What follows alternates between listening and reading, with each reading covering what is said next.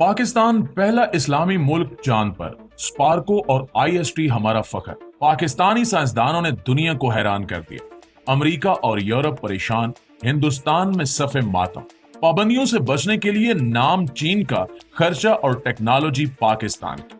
वो कौन था कि जिसकी ईमेल पर यह काम शुरू हुआ? अजीज दोस्तों, 3 मई 2024 का दिन हर पाकिस्तानी के लिए इंतहाई एजाज और फख्र का दिन था, क्योंकि उस दिन पाकिस्तान ने आई-क्यूब कमर के नाम से चांद तक सैटेलाइट भेजने का मिशन कामयाबी से तय कर लिया। पाकिस्तान चांद पर मिशन भेजने वाले मुल्कों में छठा और इस्लामी मुल्कों में पहला इस्लामी मुल्क बन गया है।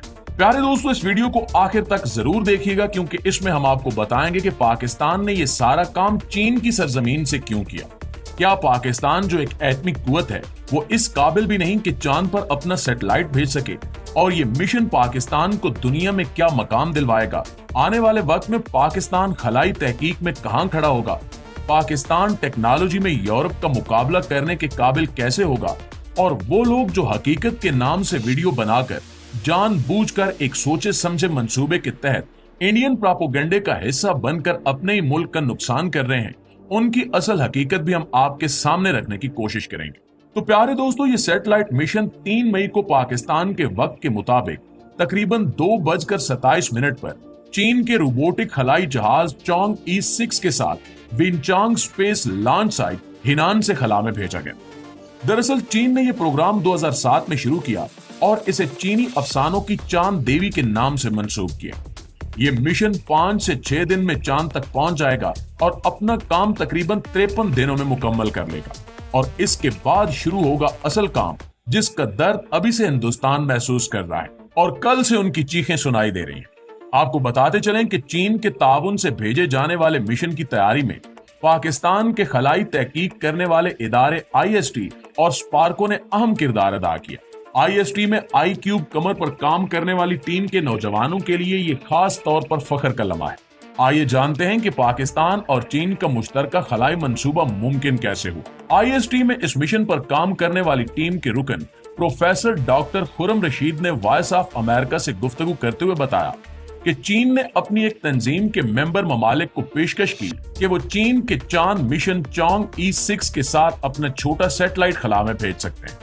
ये एक बहुत बड़ी पेशकश थी, क्योंकि चांद पर कोई भी मिशन या सैटेलाइट भेजना बहुत ही ज्यादा महंगा काम है। हत्ता कि जमीन के गिर्द या मदार में भी अगर कोई सारा भेजा जाए तो इसके लिए बहुत ज्यादा पैसा चाहिए। डॉक्टर खुर्रम ने इस पेशकश पर चीनी हुकूमत को ईमेल की, जिस पर चीनी हुकूमत ने पाकिस्तान को इस प्रोग्राम में शामिल करने पर रजामंदी जाहिर कर दी और यूं 2 साल पहले इस पर काम का आगाज हुआ। हम अपने नाजरीन की मालूमात में इजाफे के लिए बताते चलें कि पहला अमेरिकी मिशन अपोलो 11 जो चांद पर भेजा गया था, उसका खर्चा $335 मिलियन था और अब चांद पर मिशन का खर्चा एक अंदाजे के मुताबिक लगभग $5.4 बिलियन तक पहुंच चुका है। नाज़रीन गिरामी, चीन ने मुश्किल वक्त में पाकिस्तान का साथ दिया है। पाक चीन दोस्ती अब जमीनी सरहदों से निकलकर खलाओं का सफर तय करती चांद तक जा पहुंची। इस मिशन की मदद से हम साइंसी तहकीक, तकनीकी तरक्की और खलाई तहकीक से मुतल्लिक तालीमी मंसूबों में आगे बढ़ सकेंगे और पाकिस्तान के पास तहकीक के लिए अपनी सैटेलाइट से ली जाने वाली चांद की तस्वीर भी होंगी। नाज़रीन गिरामी, आई-क्यूब कमर एक छोटा सैटेलाइट है जिसका वजन 6 किलोग्राम के करीब है। इसमें 2 ऑप्टिकल कैमरे लगे हैं जो चांद की सतह की तस्वीर लेने के लिए इस्तेमाल होंगे। इसमें 12 वोल्ट की बैटरी है जो सूरज की रोशनी और हरारती तवानाई के जरिए सैटेलाइट को चलाती रहेगी और 3 माह तक ये खला में मौसमियाती तब्दीलियों के साथ साथ चांद की तस्वीर पाकिस्तान में मौजूद इदारे स्पार्को को भेजता रहेगा। दोस्तों, क्यूब सैटेलाइट्स छोटे मसनूई सियारों की एक किस्म है जो इल्मी इदारों के जरिए जेरे जमीन मदार में तजुर्बाती और तहकीकी मकासद के लिए इस्तेमाल किया जाता है, आमतौर पर 1000 किलोमीटर से कम ऊंचाई के साथ। लेकिन ये सैटेलाइट अब आला मदारों और इंतहाई दूर खलाई मिशन में भी इस्तेमाल की जा रही। चांद जमीन से औसतन 3,84,000 किलोमीटर के फासले पर बैजवी यानी अंडे की शक्ल जैसे मदार में गर्दिश करता है। इतनी ज्यादा बुलंदी की वजह से छोटे सैटेलाइट्स के साथ बातचीत और कंट्रोल करना मुश्किल हो जाता है। पाकिस्तानी साइंसदानों ने टेस्टिंग और काबिलियत के मरहले से कामयाबी से गुजरने के बाद ही आई-क्यूब कमर को चोंग ई-6 मिशन के साथ मुंसलिक किया। ये 5 दिन के बाद चांद के मदार में पहुंचेगा और इसके बाद पाकिस्तान का सैटेलाइट खलाई जहाज से अलहदा होकर मदार में 3 से 6 माह तक चांद के अतराफ चक्कर लगाता रहेगा। यह सैटेलाइट 12 घंटे में चांद का एक चक्कर मुकम्मल कर लेगा।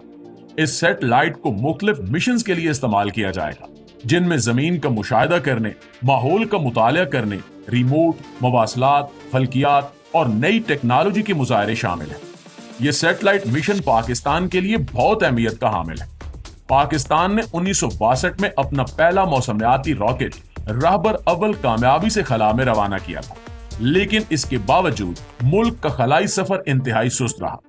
इस मिशन से पाकिस्तान के स्पेस प्रोग्राम को वुसअत मिलेगी और मुस्तकबिल में चांद पर जाने की मंसूबाबंदी हो सकेगी। इस सैटेलाइट से हासिल करदा तस्वीर को तहकीकी मकासद के लिए इस्तेमाल किया जाएगा और इससे चांद की सतह के बारे में मजीद मालूमात हासिल हो सकेंगी और उन कीमती खजानों का पता चलेगा जिनके पीछे अमेरिका और रूस पड़े हुए हैं। नाज़रीन गिरामी, ये सैटेलाइट पाकिस्तान के लिए मुस्तकबिल में खला में मिशन भिजवाने में भी मददगार होगा। इस मिशन का एक मरहला बहुत हसास है, जिसके कामयाबी से होने के नतीजे में ही मालूमात मिल सकेंगी और पाकिस्तान को मुस्तकबिल में खला में मिशन भेजने का एतमाद मिलेगा। पाकिस्तान में इस शोबे में आने वाले नौजवानों के लिए इस तरह के मंसूबों की बहुत अहमियत है और ये इकदाम मुस्तकबिल में खलाई तहकीक में बड़ी कामयाबी तक लेकर जाएगा। पाकिस्तान ने 2013 में iCube-1 रूस से जमीन के हिसार में भेजा था, जो इंस्टीट्यूट ऑफ स्पेस टेक्नोलॉजी ने तैयार किया था। iCube-1 से पाकिस्तानी साइंसदानों को हौसला मिला कि हम अब जमीन के मदार से निकलकर चांद के मदार में सैटेलाइट भेज सकते हैं। सैटेलाइट मदार में भेजने के लिए ज्यादा कीमत खलाई जहाज की होती है और जब पाकिस्तान को यह बगैर कीमत के हासिल हो गया तो हमने अपने सैटेलाइट पर काम शुरू किया। IST ने इस पर 2 साल काम किया और पिछले 7 माह से इसकी आजमाइश चलती रही और अल्हम्दुलिल्लाह 3 मई को यह मेहनत रंग ले आई। प्यारे दोस्तों, इस सारे मामले पर एक आखिरी बात आपसे शेयर करते चलें कि कुछ दोस्त पूछते हैं कि यह मिशन अगर पाकिस्तान का था तो चीन की बजाय पाकिस्तान के अंदर से क्यों नहीं भेजा गया, और दूसरा इसमें इतना खुश होने वाली क्या बात है। तो उन दोस्तों के लिए अर्ज करते चलें कि हर बात पब्लिक करने के काबिल नहीं होती, मगर फिर भी थोड़ी सी वजाहत जरूरी है। हम समेत सारी दुनिया जानती है कि हमने अपने मिसाइल्स की रेंज 3500 किलोमीटर रखी है। अगर यही मिशन हम पाकिस्तान से रवाना करते तो दुनिया के सामने हमारा ये दावा कि हमारे पास सिर्फ इतनी रेंज के रॉकेट्स हैं कि जितनी भारत की हदूद है, गलत साबित हो जाता। अगर हम यही मिशन पाकिस्तान से रवाना करते तो अमेरिका और यूरोप समेत सारी दुनिया का प्रेशर हम पर पड़ता कि हमने इतनी लंबी रेंज के मिसाइल बना रखे हैं जो पूरी दुनिया में किसी भी मुल्क को हिट कर सकते हैं।